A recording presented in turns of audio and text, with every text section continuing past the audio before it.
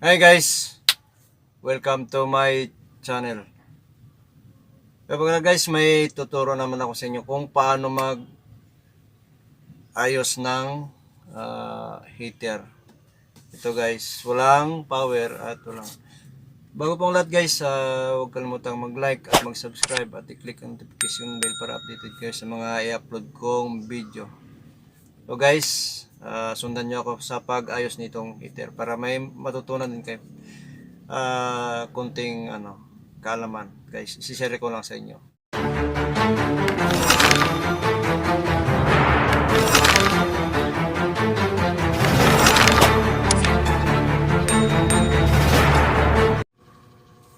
Okay guys, ito na yung heater na ayusin natin. Ititesting muna natin bago natin troubleshoot.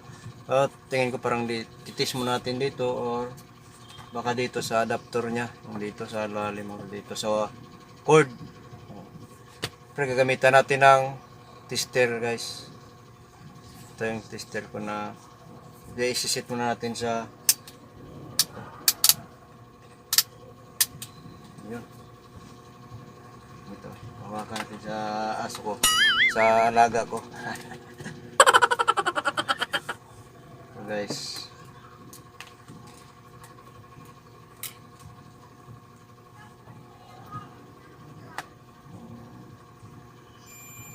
yun, okay. Puro yun sa kabila guys, parang lumubog kasi parang natanggal na ito, na disconnect sa ilalim. So baka ito yung posibleng ito ang sira. So guys, ititesting din natin to para sigurado. Kung okay siya, tayo natin. Tapos ititesting natin guys. Yung ilalim ito, pinakailalim niya, adapter niya sa ilalim. Yung pinaka-connector niya sa doon sa yun, okay guys, wala akong sira. Ibig sabihin dito lang kasi ito okay. So guys, so ito lang guys ang sira. Buksan natin.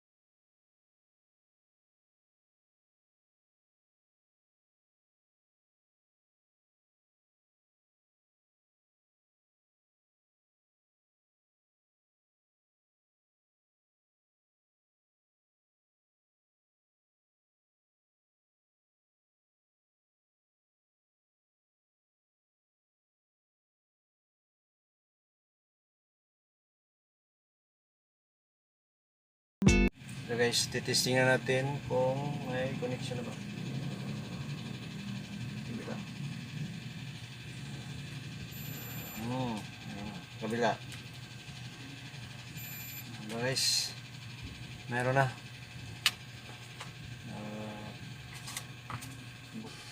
Yes guys, ito na yung ginawa natin, inayos natin na heater ng tubig.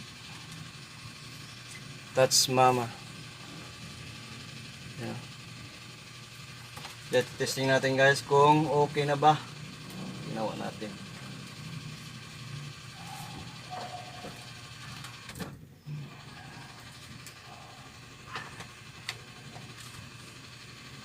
Ayun guys. Approve na. Gumana na guys. Iyan na. Diba?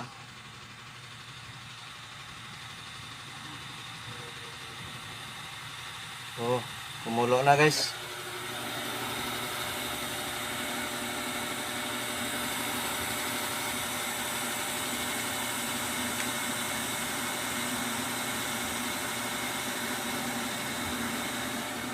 Okay na siya guys. Okay. Diba guys? Ganun lang kadali guys. Mag-ayos ng heater na walang kahirap-hirap guys.